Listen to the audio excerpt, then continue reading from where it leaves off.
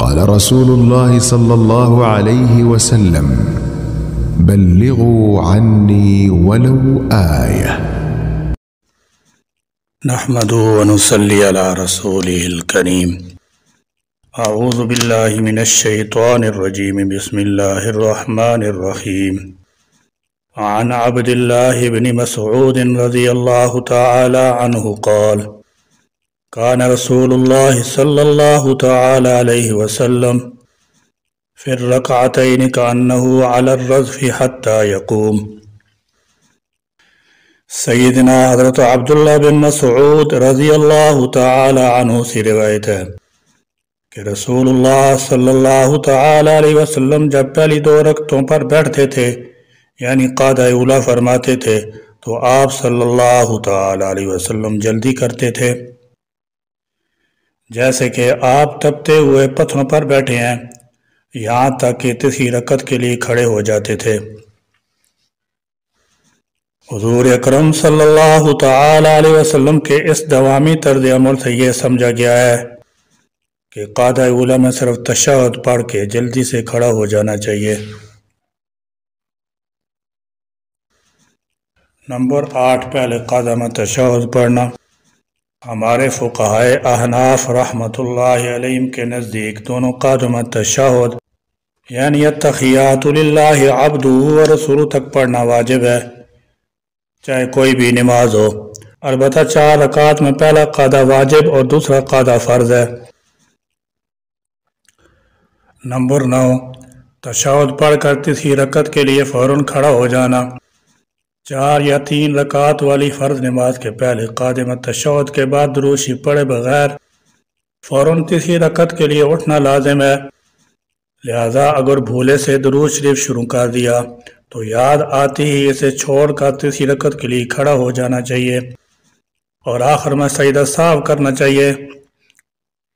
رسول اللہ صلی اللہ تعالی علیہ وسلم اور صحابہ کرام رضوان اللہ تعالی علیہم اجمعین سے فرض نماز کے بعد قعدہ اولیٰ میں درود شریف ثابت نہیں ہے۔ اہل علم کے ہاں اسی پر عمل ہے، چنانچہ وہ پہلی 2 رکعت کا قعدہ طویل کرنے کو پسند نہیں کرتے اور نمازی کو چاہیے کہ پہلی 2 رکعت کے تشہد پر کچھ بھی اضافہ نہ کرے۔ علماء امت فرماتے ہیں اگر تشہد پر کچھ اضافہ کیا تو سجدہ سہو لازم ہوگا، البتہ سنن غیر مؤکدہ کے قعدہ اولیٰ میں تشہد کے بعد درود شریف اور دعا پڑھ سکتے ہیں اور یہ پڑھنا بھی لازمی نہیں ہے، مستحب ہے، جبکہ سنن مؤکدہ مثلا ظہر اور جمعہ سے پہلی والی سنن اور وتر کا وہی حکم ہے جو فرض نماز کا ہے۔ نمبر 10، السلام علیکم ورحمۃ اللہ کے ساتھ نماز ختم کرنا نماز کے واجبات میں سے ہے اور اس کا سنت طریقہ یہ ہے کہ کامل اور صاف طریقے سے السلام علیکم ورحمۃ اللہ کہے۔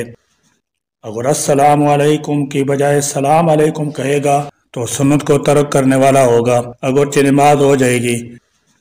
لیکن اگر ایسا کرنے والا اسی پر مصر رہے تو گناہ گار بھی ہوگا۔ اس کے علاوہ لفظ السلام کے چھوٹ جانے سے نماز اپنے وقت کے اندر واجب الاعادہ ہے۔ اگر وقت کے اندر نماز نہیں لوٹائے گی تو اس کے بعد اسی نماز کو دوبارہ لوٹانا ضروری نہیں ہے۔ نمبر 11، نماز وتر میں قنوت کے لیے تکبیر کہنا اور دعائے قنوت پڑھنا یعنی مخصوص دعا اللہم انا نستعینک کا آخر تک پڑھنا سنت ہے، لہذا اگر کوشش کے باوجود دعائے قنوت یاد نہ ہو تو ربنا آتنا فی الدنیا حسنۃ وفی الآخرۃ حسنۃ وقنا عذاب النار پڑھ سکتے ہیں، لیکن دعائے قنوت یاد کرنے کی کوشش جاری رکھے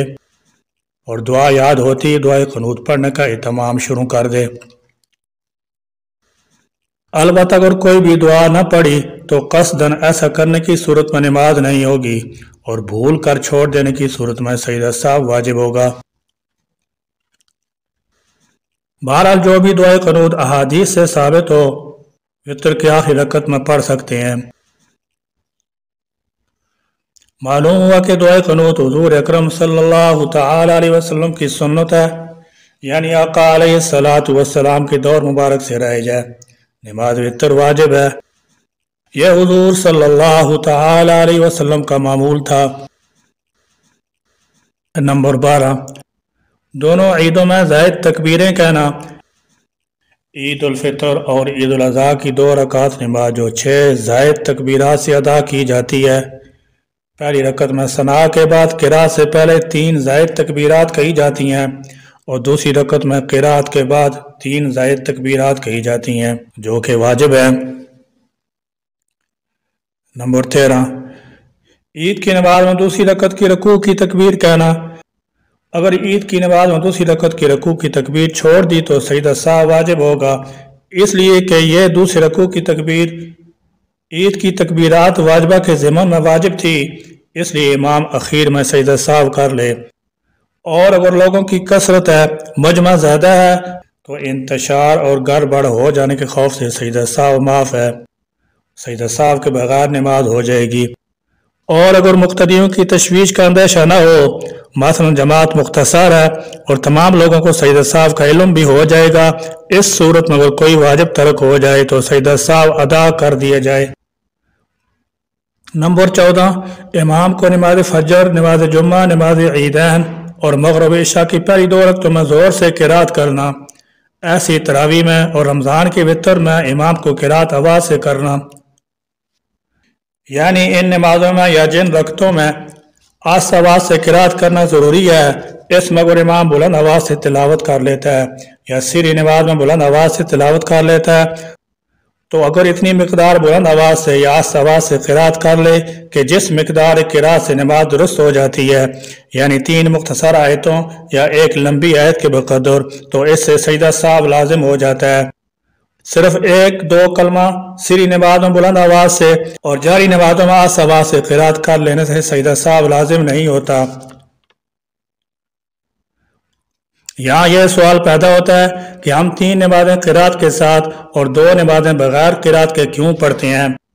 واضح رہے کہ کوئی بھی نماز قرات کے بغیر نہیں ہوتی، ہر نماز قرات کے ساتھ ہی پڑھی جاتی ہے۔ البتہ 3 نمازوں یعنی فجر، مغرب اور عشاء کی باجماعت فرض نماز میں قرات جہرن یعنی بلند آواز سے کی جاتی ہے، اور 2 نمازوں یعنی ظہر اور عصر کی باجماعت فرض نماز میں قرات سرن یعنی آہستہ آواز میں کی جاتی ہے۔ اصل وجہ تو اس کی یہ ہے کہ اللہ تعالیٰ جل شانہ کا حکم اور رسول اللہ صلی اللہ تعالی علیہ وسلم کا طریقہ یہی ہے۔ البتہ اس کا پس منظر یہ ہے کہ ابتدا میں رسول اللہ صلی اللہ تعالی علیہ وسلم تمام نمازوں میں جاری قرات کرتے تھے تو مشرکین قرآن کی آواز سن کر آ جاتے تھے اور آپ صلی اللہ تعالی علیہ وسلم کو تکلیف پہنچانے اور تنگ کرنے کے لیے خوب شور مچاتے، زور زور سے اشعار پڑھتے، الٹی سیدھی بکواس کرتے اور گالم گلوچ کرتے تھے، اور وہ اپنے لوگوں کو ایسا کرنے کی باقاعدہ ترغیب دیتے تھے تاکہ جب قرآن پڑھا جائے تو وہ لوگ شور شرابہ کر کے غالب آ جائیں اور آپ صلی اللہ تعالی علیہ وسلم خاموش ہو جائیں، کیونکہ قرآن میں توحید کا بیان ہوتا تھا جس کا سننا ان لوگوں سے برداشت نہیں ہوتا تھا۔